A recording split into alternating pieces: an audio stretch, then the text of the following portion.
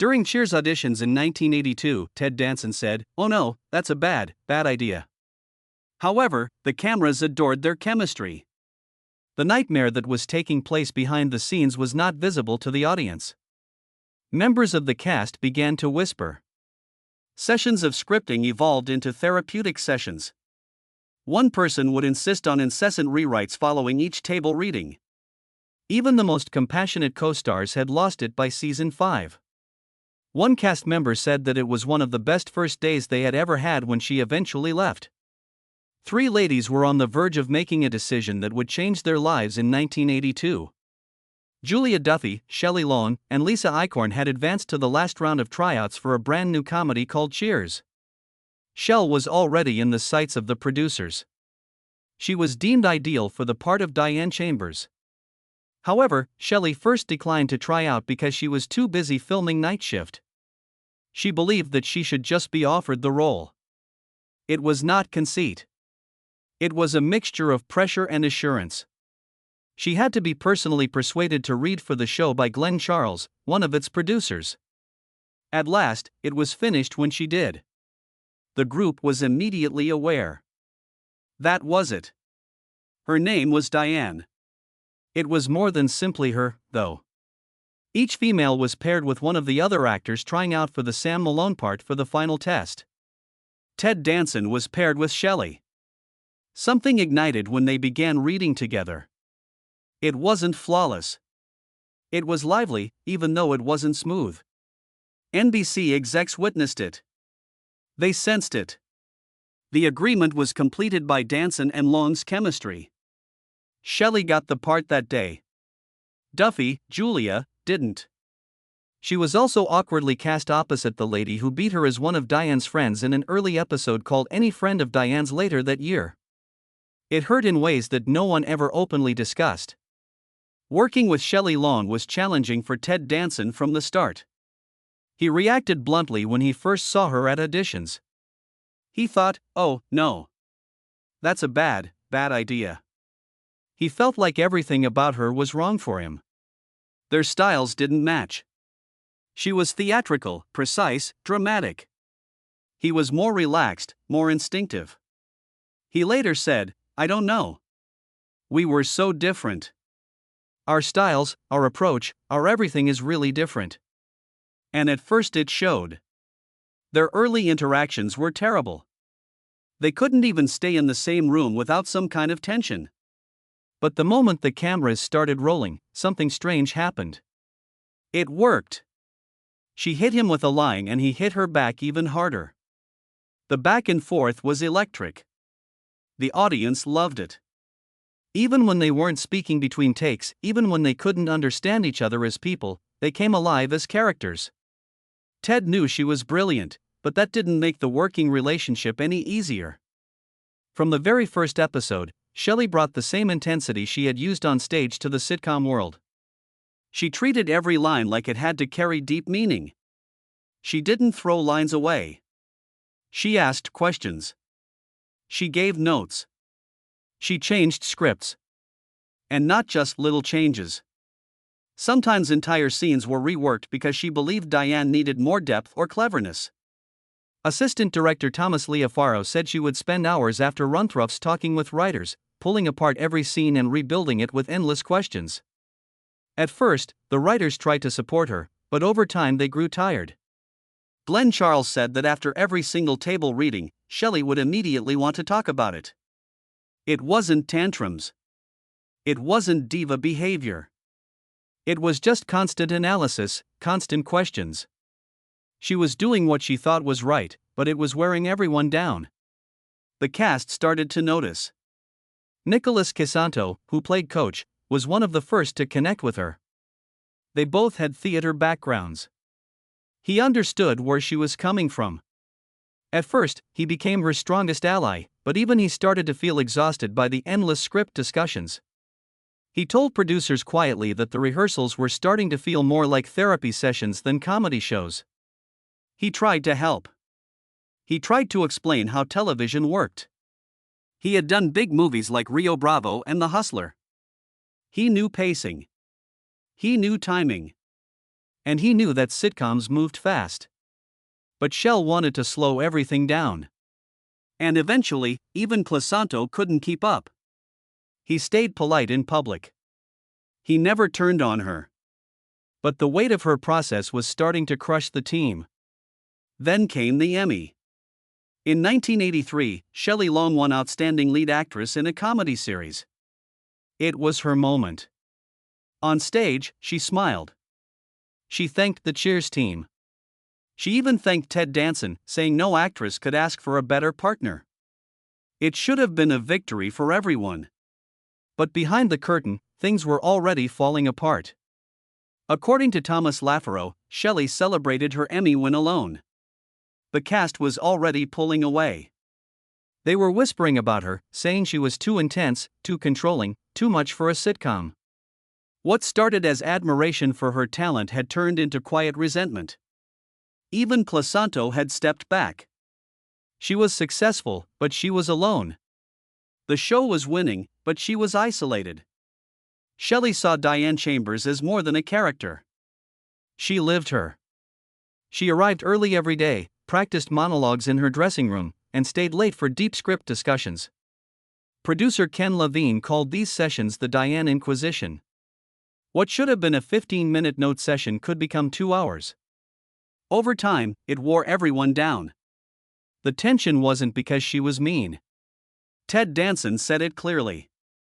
There's not a mean bone in Shell's body, but her process was slow and demanding, and it made a fast-paced show hard to run. As seasons passed, things didn't get better. In the 2012 GQ Oral History of Cheers, Glenn Charles said 5 was when things started to get a bit rough. Shell's perfectionism reached its highest point. She questioned lines. She questioned direction. She pushed for extra takes. She stopped filming to fix hair or makeup details she believed disrupted Diane's character. The writers had to rewrite scripts, not because they were broken, but because she didn't think the lines fit Diane's world. This cut into other characters' time. It made the rest of the cast feel smaller, less important. Rhea Perlman once said, "It's not really something I can talk about. I can't go there." That silence said a lot. Shelley didn't mean harm. She believed she was protecting something important. Diane wasn't just a woman in a bar. She was an intellectual in a world that didn't get her. Shelley fought to make her real, but the cost was high. Long tapings, overtime pay, crew exhaustion, lost patience. John Ratzenberger joked that Diane was stealing the soul of the show. Everyone felt the drag. It became harder to hide. Ken Levine, who helped write the show, documented it all. He admitted Shelley brought remarkable depth, energy, sensitivity, and talent. He never denied that her work made the show better, but he also said it made the work harder. The energy she poured into Diane raised the bar and also stretched production to its limits. Years later, in September 2024, Ted Danson appeared on the Smart List podcast and opened up again. He told the same story. His first thought was still, "Oh no, that's a bad idea." He remembered how different they were, but he also remembered what it felt like when it worked. It was a fair fight. That's what made Sam and Diane feel real. In 2025, on Andy Richter's show Where Everybody Knows Your Name, Danson admitted he told producers not to cast her.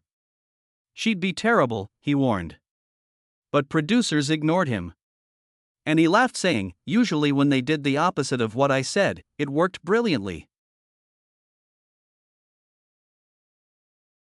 He still praised her.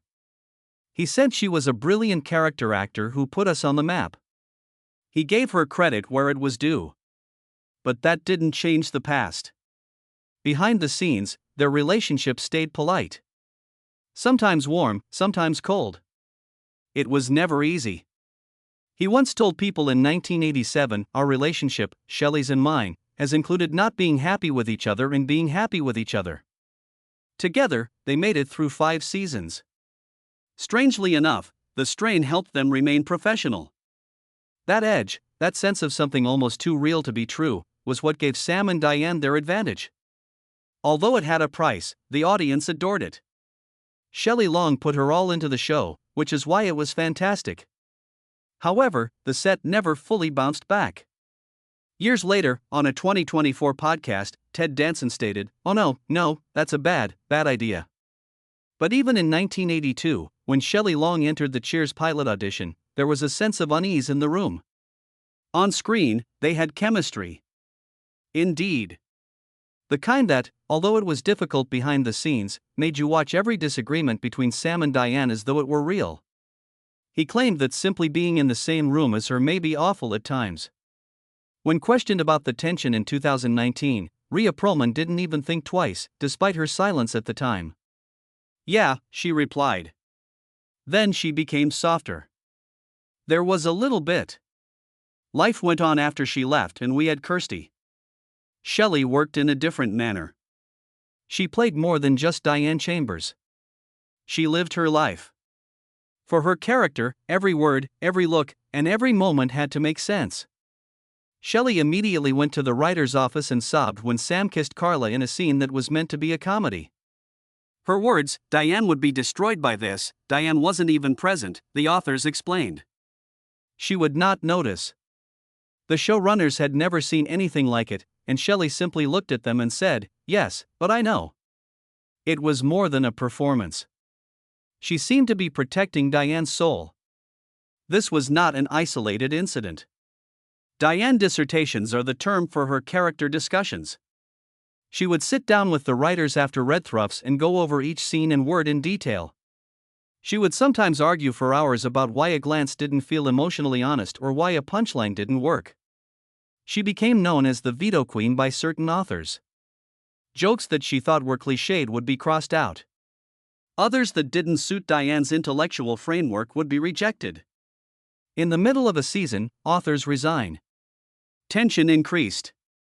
George Wendt, who played Norm, subtly expressed his concern to producers that Diane was taking up too much of the show. The group vibe seemed to be fading, in his opinion. However, he never voiced any public grievances. He was a professional.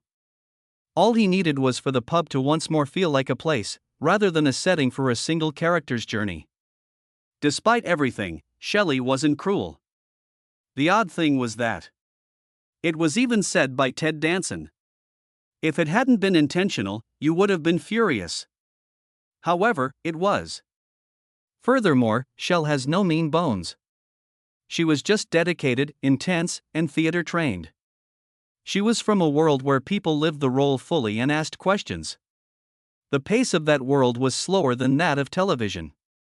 It wasn't finished by 5 p.m. and Cheers was a quick performance. The remainder of the actors relied heavily on instinct and rhythm.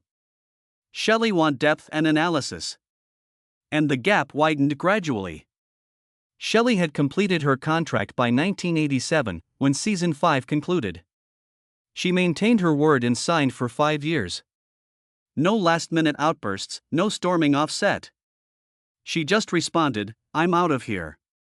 The producers were aware that this may occur, yet it nevertheless caused a panic in the studio.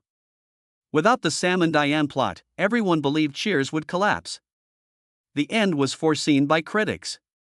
However, Rhea Perlman noticed a change in the atmosphere on Kirstie Alley's first day. She described it as one of the best first days, similar to when Woody arrived following Coach's passing. Everyone was able to breathe at once. There was less strain. In a manner not seen in years, the cast began to click once more. However, it was not the end of the story. Kelsey Grammer made a shocking revelation in his 1995 biography. He said Shelley had attempted to fire him. He claimed that after winning a Golden Globe, she attacked the program and openly campaigned against Frasier. "She wanted every chuckle I had taken away." He claimed that she was relentless in her attempts to remove me from the show. However, one of the producers, Ken Levine, retaliated in a 2013 blog post. He claimed that Grammer's story was completely untrue. He claimed that the writers appreciated the dynamic Frasier offered and that his brilliance was the reason he was retained. In season 3, the show was struggling to survive. To be courteous, they wouldn't have carried a character. For his part, Grammer had his own issues. There was no secret about his drunkenness. He got challenging to work with during the final season of Cheers in 1993. Co-stars took note. As if his life were collapsing, Kelsey would stagger into the studio, according to writer Dan Shannon. He would polish his phrasier pitch when Jimmy said action, then melt back into Kelsey when he was cut. Grammer is accused of being intoxicated after he crashed his Dodge Viper in Malibu in 1996, during Frasier Season 4. The Betty Ford Clinic was his destination. The cycle went on. Shelley returned for guest appearances on Frasier despite all the controversy. She arrived, grinned, and delivered her lines. There was still tension with Kelsey on screen. Perhaps, though, it was just habit by that point. The actors were older. The wounds were no longer new. Nevertheless, Rhea Perlman found it difficult to discuss Shell's working style in interviews. In 2012, she declared, "I can't go there. Right now in life, I don't think it's worth it." There had never been any outbursts from Shelley. She didn't ever yell. However, her insistence that Diane be flawless changed the way Cheers was created. To stay on deadline, the writers even had to devise covert scripting techniques. They waited until the very last minute to reveal important plot points in wedding episodes or major finales. They didn't want Shelley to spend hours debating characters in order to rewrite poignant sequences. Cheers once appeared to be the ideal sitcom. People made up, argued, drank, and laughed. Everybody had a place. Everybody had a line. Behind the clinks and shouts of beer cups, however, was a jumble of passion, rage, jealousy, and one offensive joke that permanently destroyed a career.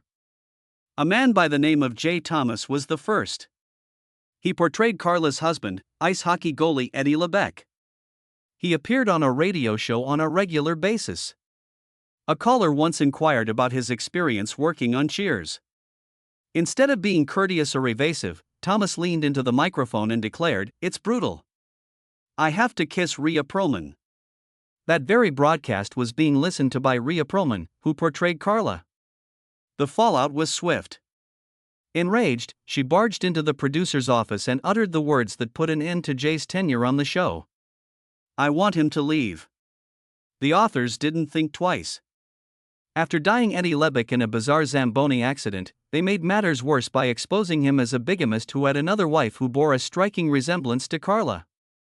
Later, Jay Thomas expressed his sadness about losing the role on Howard Stern's show. It wasn't a timing or acting error. His mouth was the object. It ended with a single irresponsible joke. On set, there was more tension than that. The difficulty brought by Shelley Long, who played Diane, was quite different. She aimed for perfection in each line. She was curious in every detail and every motivation. The authors initially made fun of her. After rehearsals, she would spend hours discussing every aspect of her role and posing incessant questions. She believed she was the new Lucille Ball, according to assistant director Thomas Lafaro. She would complete her lines during table reads and then jump right into a conversation. The others were forced to wait while she went over each line of the script. Ted Danson subsequently stated that if her process hadn't been so genuine, it would have driven everybody insane. Nevertheless, it created fissures.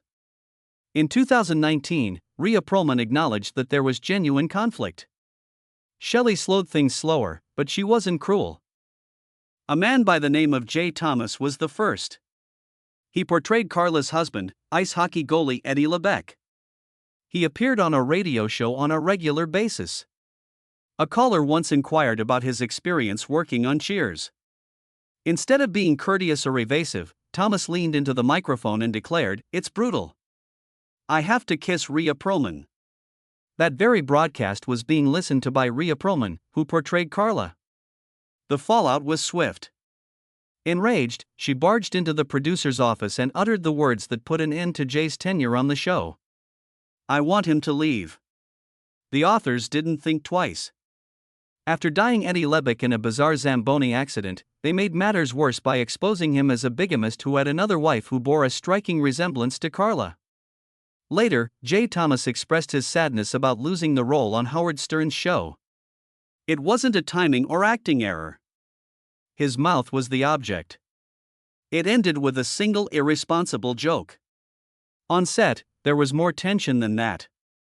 The difficulty brought by Shelley Long, who played Diane, was quite different. She aimed for perfection in each line. She was curious in every detail and every motivation. The authors initially made fun of her. After rehearsals, she would spend hours discussing every aspect of her role and posing incessant questions. She believed she was the new Lucille Ball, according to assistant director Thomas Lafaro. She would complete her lines during table reads and then jump right into a conversation. The others were forced to wait while she went over each line of the script. Ted Danson subsequently stated that if her process hadn't been so genuine, it would have driven everybody insane. Nevertheless, it created fissures. In 2019, Rhea Perlman acknowledged that there was genuine conflict. Shelley slowed things slower, but she wasn't cruel. And that was enough to make her feel alienated in a cast that worked quickly and closely. Woody Harrelson followed.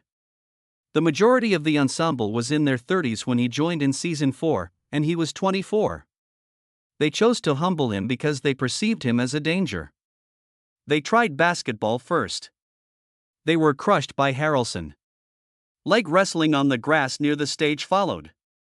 Then John Ratzenberger tried it. Woody also defeated him. After that, there was arm wrestling. Ted Danson suffered a chronic elbow injury as a result of his refusal to let go. Woody prevailed nonetheless. They finally resorted to chess in the hopes of defeating him intellectually rather than physically.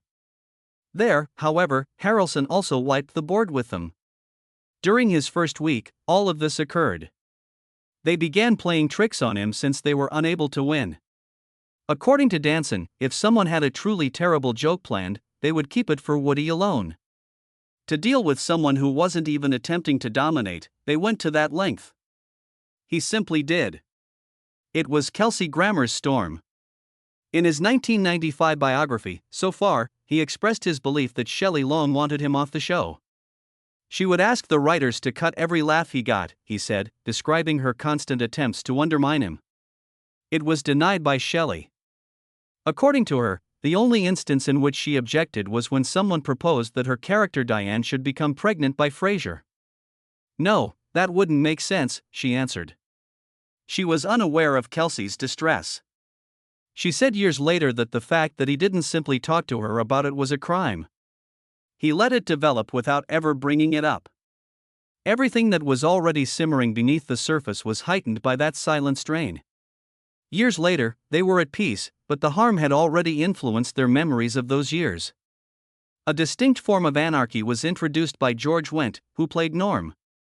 He was renowned for his outrageous antics and even more outrageous gifts. He once handed out real shotguns to the cast members. The security staff at Paramount was not happy. He would participate in risky stunts on set. Ted Danson recalled an instance in which Wendt had to intervene to save him because things had gotten so out of control. In the hopes of surviving the day, a few of them went on mushroom excursions together. 3.2% close beer filled Wendt's renowned beer cup. Under high lights, just enough alcohol will keep the foam with salt added intact. He had to drink it occasionally, and it tasted awful. However, he never voiced any complaints. Norm took that action. He arrived. He sipped the beer. He was spot on. He then lived as if the party never ended behind the scenes. Shelley Long shocked everyone by announcing her departure from Cheers in December 1986. The word quickly got out. She had been playing Diane Chambers for 5 seasons, the sharp-tongued thinker who flirted and sparred with Sam Malone every week. The focus of the performance was their chemistry. Everyone became alarmed when she announced that she was leaving to work on movies and spend more time with her family. The authors rushed. The producers were furious. Fans were incredulous. The network was worried about the show's survival. Ted Danson, who played Sam, later acknowledged that he felt a peculiar mixture of relief and terror when he learned she was going. Their working relationship has never been easy. They frequently clashed. But something clicked when the cameras started rolling. It was magic, Ted exclaimed. He would exert pressure. She would resist more forcefully. They were complete opposites. He worked from the belly. She worked mentally. However, it was successful. Off-screen, though, the anxiety was genuine. Carla, played by Rhea Perlman, didn't skirt the issue. When asked if there had been any conflict, Perlman simply said, "Yeah." She also claimed that it was one of the best first days of her career when Kirstie Alley arrived on set to replace the female lead. The whole energy changed. There were more giggles and less conflicts. Tipping was no longer necessary. The producers were able to breathe as well. The show's creators, Glenn and Les Charles, claimed that once Shelley told them, they panicked for a whole week. Without the love narrative between Sam and Diane, everyone thought Cheers couldn't function. However, something changed when they abandoned that plot and focused more on the ensemble humor. For the first time ever, Cheers reached the top of the Nielsen ratings in 1987, the first season without Shelley. The renowned director of the show, James Burrows, later acknowledged that Shell's departure gave the bar new life. More room was given to characters like Carla, Cliff, and Norm. Once more, the writers enjoyed themselves. The abrupt farewell, however, was a nightmare behind the scenes. Diane's last episode was hurried. The authors needed to figure out how to break up the 5-year romance. To become a writer, they forced her to leave Boston. The scene where Sam and Diane were on the verge of marriage but she abruptly left was thrown together quickly. They then had to start from scratch and create a whole new persona. How, Rebecca?